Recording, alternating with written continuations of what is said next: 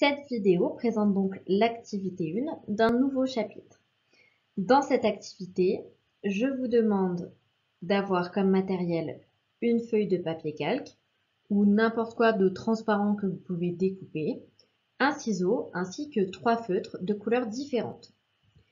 Au niveau des manipulations, je vous demande de découper 2 bandes rectangulaires de dimension 2 cm par 7 cm, puis une bande rectangulaire de dimension 3 cm par 7 cm.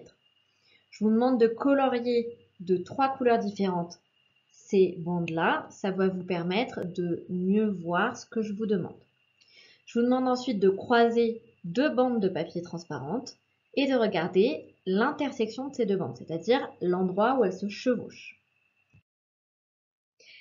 Et je vous demande de lister les quadrilatères que vous pouvez obtenir ainsi, mais aussi quelles sont les propriétés de chacun de ces quadrilatères. Si jamais vous n'avez pas eu le temps de faire l'activité, si jamais vous n'avez pas eu le temps de réfléchir à cette activité, ou si simplement vous n'aviez pas compris ce qui était demandé, je vous invite à faire pause, à faire l'activité, puis à reprendre cette vidéo par la suite pour pouvoir voir la solution. J'ai donc croisé mes bandes de papier et la première chose que je vois, c'est que les 2 bords de mes feuilles sont parallèles et je vais donc pouvoir en déduire tout un tas de choses sur les quadrilatères que j'ai obtenus. J'ai commencé par croiser une bande de 2 cm avec une bande de 3 cm. Donc, j'obtiens un rectangle parce que j'ai croisé mes bandes un petit peu particulièrement. Je les ai croisées de sorte à ce qu'il y ait un angle droit. Et j'obtiens donc un rectangle. Je vais lister toutes les propriétés possibles que vous avez pu trouver. À partir du moment où vous avez trouvé au moins 2 des propriétés que je vais citer, vous avez suffisamment bien travaillé. Je vous invite pour la correction à tout de même prendre la suite des propriétés que vous n'avez pas trouvées. La première propriété, le rectangle, il a 4 angles droits. Il a aussi des côtés opposés qui sont égaux. Il a des diagonales qui se coupent en leur milieu, des diagonales qui sont de même mesure, et surtout, il a les côtés opposés qui sont parallèles. Ça, on le sait parce que les côtés de nos bandes sont parallèles entre eux. Pour mon deuxième quadrilatère, j'ai croisé les 2 bandes qui ont la même largeur et ceci m'a donné un losange.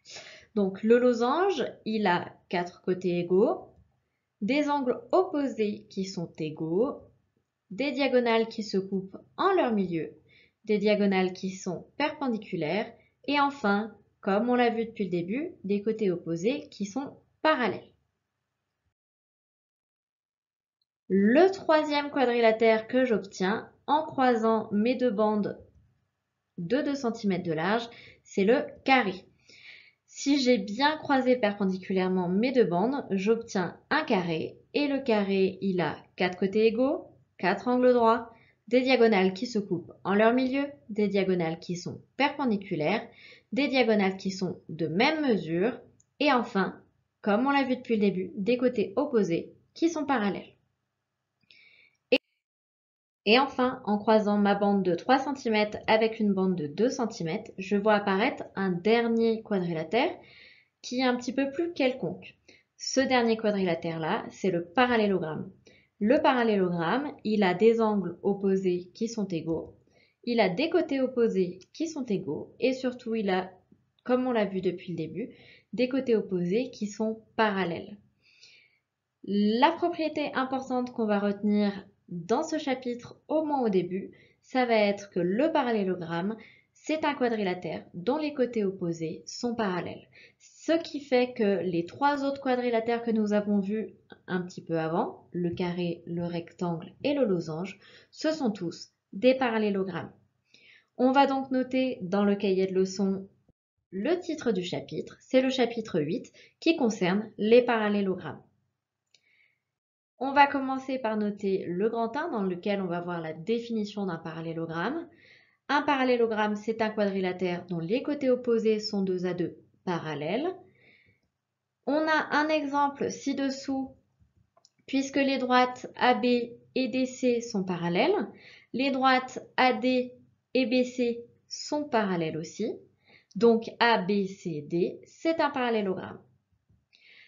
Je remarque, comme je viens de le dire précédemment, que le rectangle, le losange et le carré sont également des parallélogrammes.